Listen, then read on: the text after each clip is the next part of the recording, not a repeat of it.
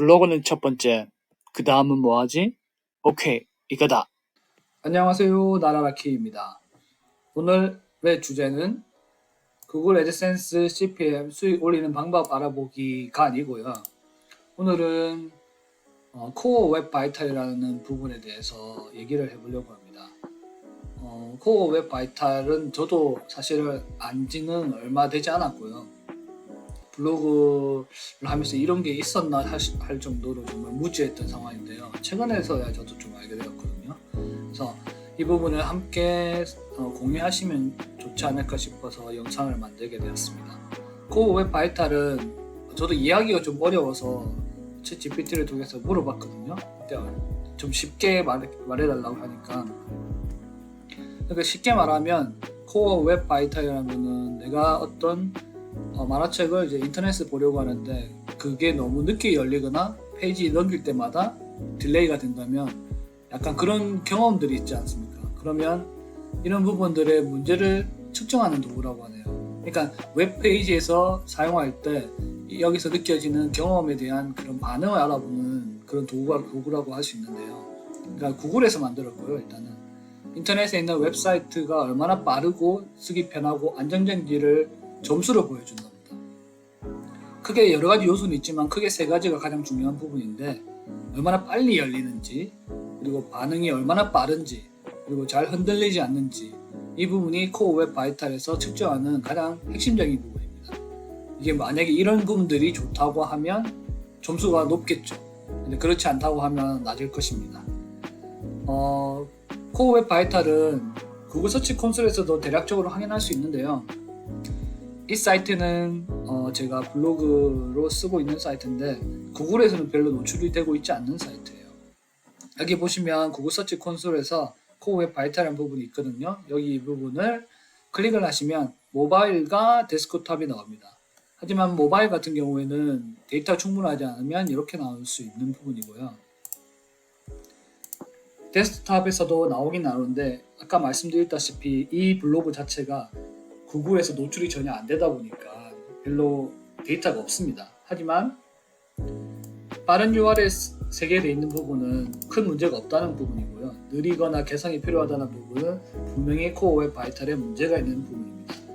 그래서 이렇게 대략적으로 알 수는 있긴 한데 더 자세히 알려고 하면 페이지 스피드 인사이트라는 곳에 들어가셔야 됩니다.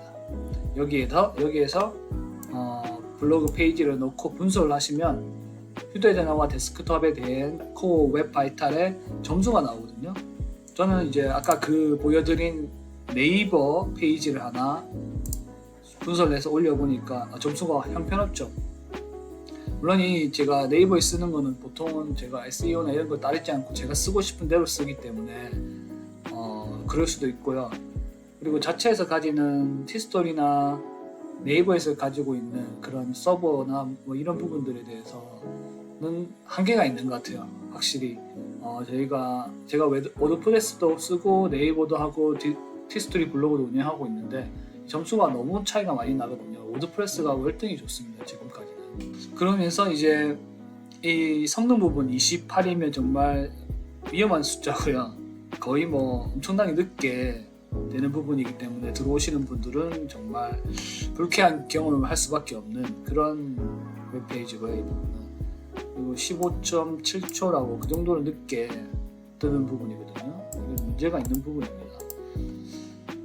그래서 이제 코어 웹 바이탈을 이런 식으로 확인을 하시면 이제 내 웹페이지를 다른 사람들은 어떻게 생각할까를 알 수 있는 부분이고요. 그리고 하지만 아까 보셨다시피 데이터가 블로그 포스팅이 많지 않은 상황에서는 큰 의미는 없습니다. 이 조건은 블로그 포스팅을 어느 정도 했는데도 불구하고 내 페이지가 잘 노출이 안 되는 것 같다, 방문자 수가 적은 것 같다고 생각하시면 확인을 해보셔야 되는 부분이고요. 어떻게 보면 키워드를 잘못 작성해서 되는 것도 방문자가 적을 수도 있지만 같은 키워드를 썼을 때도 경쟁에서 밀려서 내게 내려간다고 쳤을 때는 코어 웹 바이탈의 점수가 낮아서 경쟁에서 밀려서 그렇게 될 수도 있다는 생각을 분명히 하시고 계셔야 될 것 같아요. 제가 블로그를 시작하고 1년 동안은 거의 뭐 방문자가 200~300명, 총 1년 2개월 동안 한 200~300명이 맥시멈이었거든요. 하루에. 그리고 수익이 거의 $1 미만으로 많이 들어왔을 거예요. 지금 생각해보면 글은 한 300개 정도를 썼던 것 같아요. 1년 동안 300개면 한 달에 못해도 한 20개 이상은 썼거든요. 그런데도 불구하고 수익이 적다.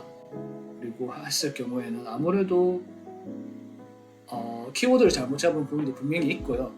그리고 두 번째는 아마 이런 부분들 코어 웹 바이탈의 중요성을 제가 놓치고 시작했던 게 아닌가 싶기도 하고요. 뭐 방문자가 적거나 뭐 이렇게 노출이 잘 안 되는 여러 가지 이유가 있겠지만 이 두 가지는 분명히 큰 부분을 차지하고 있다고 저는 생각하고 있습니다.